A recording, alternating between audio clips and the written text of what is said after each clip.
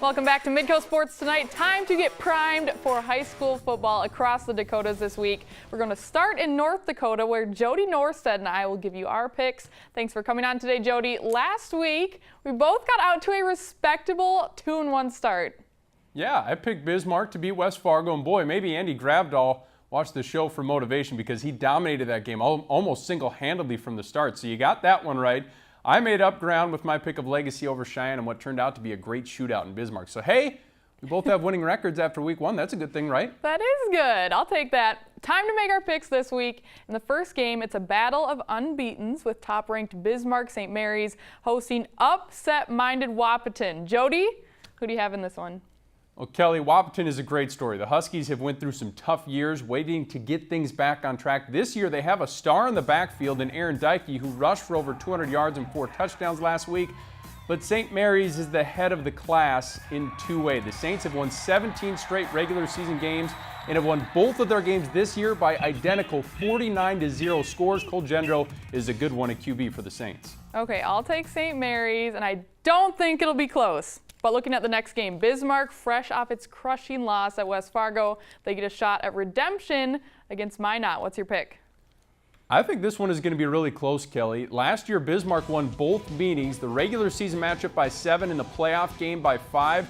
I think they're evenly matched again. The Demons will play better this week, that's for sure, but they face another talented quarterback in Creighton Rudolph, who passed for over 300 yards a week ago against Davies. That and the fact that Minot is at home, I think gives the Magicians the edge. All right, Minot has had some trouble with Bismarck recently. I think the Demons get back on track and take out the Magi in Minot. On to the last game in our North Dakota Pick'em. It'll be a rivalry night in West Fargo. The top-ranked Packers travel to 4th-ranked Cheyenne. This one will be fun, Jody.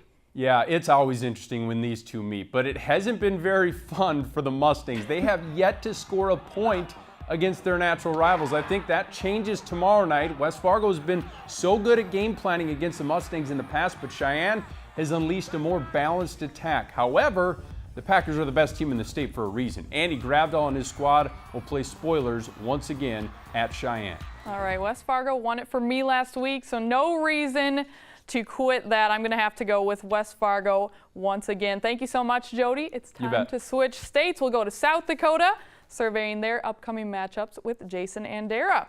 So let's dive in with our first game of the weekend. The top-ranked team in 11B takes on the top team in 11A. Something has to give.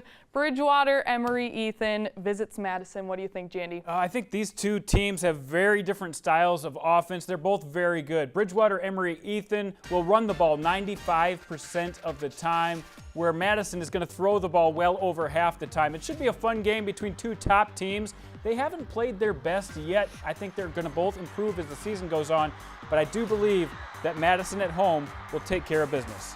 All right, I think I have to agree with you on this one. I think there are too many playmakers for the Bulldogs. But on to our second matchup, we have Canton playing Sioux Falls Christian. What do you think? Sioux Falls Christian is coming off of a bye week, and on the other hand, you've got Canton, who's really in the groove right now. They're coming off a nice home win against Roncalli.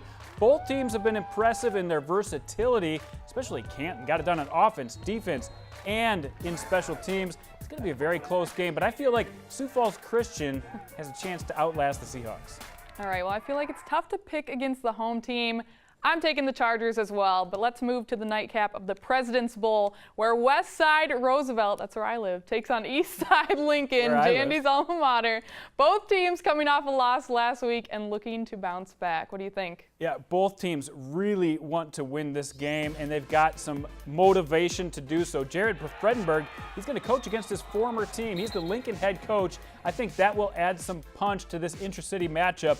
These players and coaches know each other very well. I think there'll be very few surprises, but I think Roosevelt's offense will bounce back. This week, DeMario Hester, Nick Hoekstra, both back and ready to play.